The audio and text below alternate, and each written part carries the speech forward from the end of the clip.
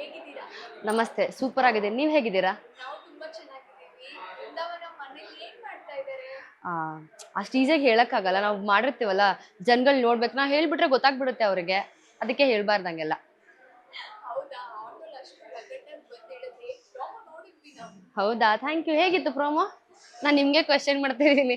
Promo ಹೇಗಿತ್ತು? Promo ಹೇಗಿತ್ತು ಅಂತ ಹೇಳ್ತೀವಿ. ಆ, ಅದಕ್ಕಿಂತ ಮುಂಚೆ ನಿಮ್ಮ ಯಜಮಾನ್ರು ಎಲ್ಲಿ?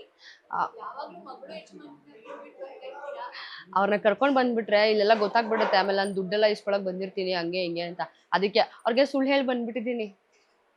2 ಕೋಟಿ ಅಂತೂ ಬಂತು. ಏನ್ ಮಾಡಿದ್ರಿ ದುಡ್ಡನ್ನ? 2 ಕೋಟಿ ಹೋಯ್ತು. ನಾಮ ಹಾಕುದು ಚಲವಣ್ಣ ಅಂತ 2 ಕೋಟಿ ತಗೊಂಡು ಓಡೋದ್ರು. ದುರಾಸೆ ಪಡ್ಬಾರ್ದು ಅಂತ ಅದಕ್ಕೆ ಹೇಳೋದು. ಆಸೆ ಇದ್ದಕ್ಕೆ ಮೂಲ ಅಂತ ಇವಾಗ ಒಪ್ಕೋತೀರಾ? ಖಂಡಿತವಾಗ್ಲೂ ಒಪ್ಕೋತೀನಿ. ದುರಾಸೆ ಜಾಸ್ತಿ ಇರಬಾರ್ದಂತೆ ಮನುಷ್ಯನ್ಗೆ. ಇವಾಗ ಮತ್ತೆ ದುಡ್ಡು ಕೇಳಕ್ಕೆ ಬಂದಿದ್ದೀರಾ? ಹೌದು. ಗೊತ್ತಾಯ್ತು ವಾಯ್ಸ್ ಅಲ್ಲಿ. ಎಷ್ಟು ದುಡ್ಡು ಕೇಳ್ಬೇಕು ಅಂತ ಇದ್ದೀರಾ? ನಾನು ಒಂದ್ ಸ್ವಲ್ಪ ಅಂತ ಅನ್ಕೊಂಡ್ ಬಂದಿದ್ದೆ. ಆದ್ರೆ ಇಲ್ಲೆಲ್ಲ ನೋಡ್ತಾ ಇದ್ರೆ ನನ್ಗೆ ಜಾಸ್ತಿ ಕೇಳ್ಬೇಕು ಅನ್ನಿಸ್ತಿದೆ. ಆಮೇಲೆ ನೋಡಿ ನೀವೇ ನಾನು ಎಷ್ಟ್ ತಗೊಂಡ್ ಹೋಗ್ತೀನಿ ಇಲ್ಲಿಂದ ಅಂತ. ಓಕೆ. ಇವಾಗ ಪರ್ಸನಲ್ ಲೈಫ್ ಬರೋದಾದ್ರೆ ಹ್ಮ್. ಅನು ಅವ್ರಿಗೆ ಈ ಪಾತ್ರ ಎಷ್ಟು ಖುಷಿ ಕೊಟ್ಟಿದೆ ಮತ್ತು ಹೇಗೆ ಬರ್ತಾ ಇದೆ ರೆಸ್ಪಾನ್ಸ್ ಅಂತ? ಸಿಕ್ಕಾಪಟ್ಟೆ ಖುಷಿ ಕೊಟ್ಟಿದೆ. To be honest, I am very happy and grateful ನಂಗೆ ಈ ಕ್ಯಾರೆಕ್ಟರ್ ಸಿಕ್ಕಿರೋದಕ್ಕೆ. ನನ್ ನಿಜ ಹೇಳ್ಬೇಕು ಅಂದ್ರೆ ನನ್ಗೆ ಇಷ್ಟಾನೇ ಇರ್ಲಿಲ್ಲ ಮಾಡೋದಕ್ಕೆ. ಅದಕ್ಕೆ ಕ್ಯಾರೆಕ್ಟರ್ ಯಾರು ಮಾಡ್ತಾರೆ ಅಂತ ಅನ್ಕೊಂಡು ಒಂದು 10 months ವೇಟ್ ಮಾಡಿದೆ. ಆಮೇಲೆ ಮಾಡ್ತಾ ಮಾಡ್ತಾ ಒಂದು 2 days ಆದ್ಮೇಲೆ I was feeling that character ನಾನು ಹಿಂಗೆ ಮಾಡಬೇಕು ಹಂಗೆ ಮಾಡಬೇಕು ಅಂತ ತುಂಬಾ ಖುಷಿ ಪಡ್ತಾ ಇದ್ದೆ. ಅಂಡ್ ಹೋಗ್ತಾ ಹೋಗ್ತಾ ಟೆಲಿಕಾಸ್ಟ್ ಆದ್ಮೇಲೆ ರೆಸ್ಪಾನ್ಸ್ ಬಂತಲ್ಲ, ಅವಾಗ ಅನ್ನಿಸ್ತು ಐ ಆಮ್ ಬ್ಲೆಸ್ಡ್ ಅಂತ ಅನ್ನಿಸ್ತು ನಂಗೆ. ನಂಗೆ ಸಿಕ್ಕಾಪಟ್ಟೆ ಖುಷಿ ಕೊಟ್ಟಿದೆ, ಅಂದ್ ತೃಪ್ತಿ ಇದೆ ನಂಗೆ. ಏನ್ ಮಾಡ್ಕೊಂಡಿದ್ರಿ ಅಂತ ಪರ್ಸನಲ್ ಲೈಫ್? ಪರ್ಸನಲ್ ಲೈಫಲ್ಲಿ ನನ್ನ ಬ್ಯಾಕ್ಗ್ರೌಂಡೇ ಥಿಯೇಟರ್ ಬ್ಯಾಕ್ಗ್ರೌಂಡು. ನಾನು ಕೋರ್ಸ್ ಮಾಡಿ ತಿರುಗಾಟ ಅಂದರೆ ಸಂಚಾರ ಮಾಡ್ತೀವಿ ನಮ್ಮ ಕಡೆ, ನಾಟಕಗಳೆಲ್ಲ ಮಾಡ್ಕೊಂಡು ಬಂದವಳು. ನಾನು ಫಸ್ಟ್ ಮಾಡಿದ್ದೆ ಸ್ಟ್ರೀಟ್ ಪ್ಲೇ 2015 ಅನ್ಸುತ್ತೆ. ಬೀದಿ ನಾಟಕ ಮಾಡ್ತಾ ಇದ್ದೆ. ಆಮೇಲೆ ಬೇರೆ ಬೇರೆ ಕಂಪ್ನಿಯೆಲ್ಲ ಕೆಲಸ ಮಾಡ್ತಾ ಇದ್ದೆ. ಅದನ್ನ ಮಾಡ್ಕೊಂಡು ಆಮೇಲೆ ಡಿಪ್ಲೊಮಾ ಇನ್ ಥಿಯೇಟರ್ ಕಂಪ್ಲೀಟ್ ಮಾಡಿ ಒಂದು 5 years ಆಯಿತು ನಾನು ಕಂಪ್ಲೀಟ್ ಮಾಡಿ. 2 years ಬ್ಯಾಕ್ ಇದೇ ಕಲರ್ಸಲ್ಲೇ ನಾನು ಒಂದು ಸೀರಿಯಲ್ ವರ್ಕ್ ಮಾಡ್ತಾ ಇದ್ದೆ. 2 years ಗ್ಯಾಪ್ ಆದ್ಮೇಲೆ ಮತ್ತೆ ಕಲರ್ಸಿಗೆ ವಾಪಸ್ ಬಂದಿದ್ದೀನಿ. ಮತ್ತೆ ಯಾವ ಊರು? ಏನು ಫ್ಯಾಮಿಲಿ ಬ್ಯಾಕ್ಗ್ರೌಂಡ್? ನಂದು ಬೆಂಗಳೂರೇ. ನಮ್ಮ ಅಪ್ಪಾಜಿದು ಮಾಗಡಿ. ನಾನು ಹುಟ್ಟಿ ಬೆಳೆದಿದ್ದೆಲ್ಲ ಬೆಂಗಳೂರೇ. ನಮ್ಮ ತಂದೆ ಬಂದು ಆಟೋ ಡ್ರೈವರ್, ನಮ್ಮ ಅಮ್ಮ ಮನೇಲಿ ಇರ್ತಾರೆ. ಹೌದು. ಅಷ್ಟೇ ರಗಡ್ಡಾಗಿ ಜೋಶಲ್ಲಿ ಇರ್ತೀರಾ ಇವಾಗ? ಅಯ್ಯೋ, ನನ್ಗೆ ಹಂಗೆ ಇರಕ್ಕೆ ಇಷ್ಟ. ಅಂತ ಆ ಏನ್ ಸೀಕ್ರೆಟ್? ಏನೋ ಗೊತ್ತಿಲ್ಲ, ನಾನು ಚಿಕ್ಕ ವಯಸ್ಸಿಂದನೂ ಹಿಂಗೆ ಇದೀನಿ. ಆ್ಯಂಡ್ ನಮ್ಮ ಮನೇಲಿ ಸ್ವಲ್ಪ ಹುಡುಗರ ಥರ ಬೆಳೆಸಿ ಅಭ್ಯಾಸ ನನಗೆ. ಸೊ ನನಗೆ ಯಾವಾಗ್ಲೂ ಖುಷಿಯಿಂದ ಮಾತಾಡ್ತಿರ್ಬೇಕು, ಎಲ್ರ ಹತ್ರ ಮಾತಾಡ್ತಿರ್ಬೇಕು. ಒಬ್ಬಳೇ ಇರೋದಕ್ಕೆ ಸಿಕ್ಕಾಪಟ್ಟೆ ಕಷ್ಟ ಆಗುತ್ತೆ ನನಗೆ. ನನಗೇನಾದ್ರೂ ಮೂಡ್ ಔಟ್ ಆದರೆ, ಅಪ್ಸೆಟ್ ಆದರೆ ಮಾತ್ರ ಸೈಲೆಂಟ್ ಆಗಿರ್ತೀನಿ. ಇಲ್ಲ ಬೇರೆ ಯಾವ ಟೈಮಲ್ಲಿ ನಾನು ಸೈಲೆಂಟ್ ಆಗಿರೋದಿಲ್ಲ. ಆ್ಯಂಡ್ ನನಗೆ ಮಾತಾಡ್ತಾನೇ ಇರಬೇಕು, ಬಕ್ ಬಕ್ ಬಕ್ ಬಕ್ ಅಂತ ಅಂತಾನೆ ಇರಬೇಕು.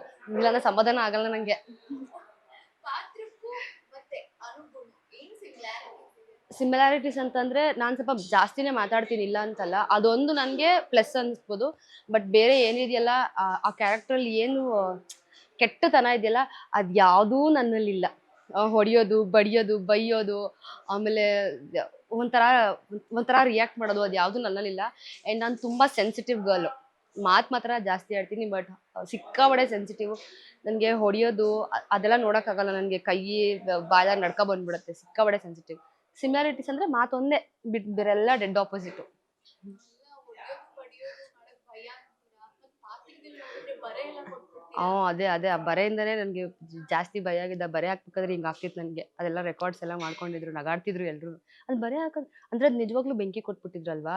ಸೊ ನನಗೆ ಭಯ. ನಾನು ಮೊದಲೇ ಸೊಳ್ಳೆ ಇರುವೆಲ್ಲ ಏನು ಸಾಯಿಸಿ ಅಭ್ಯಾಸ ಇಲ್ಲ. ಅಷ್ಟು ಸೆನ್ಸಿಟಿವ್ ಆಗಿರೋರು ಈ ಒಂದು ಪಾತ್ರಕ್ಕೆ ಹೇಗ್ ಪ್ರಿಪೇರ್ ಆದ್ರಿ ಅಂತ? ನಾವು ಥಿಯೇಟರ್ ಬ್ಯಾಕ್ಗ್ರೌಂಡ್ ಆಗಿರೋದ್ರಿಂದ ನಮಗೆ ಆಲ್ರೆಡಿ ಅದು ಟ್ರೈನ್ಡ್ ಆಗಿರುತ್ತೆ. ಸೊ ನಾವು ಒಂದು ಪಾತ್ರನ ಹೇಗೆ ಕಟ್ಕೊಳ್ಬೇಕು ಅಂತ ನಮಗೆ ಟ್ರೈನ್ ಮಾಡಿರ್ತಾರೆ.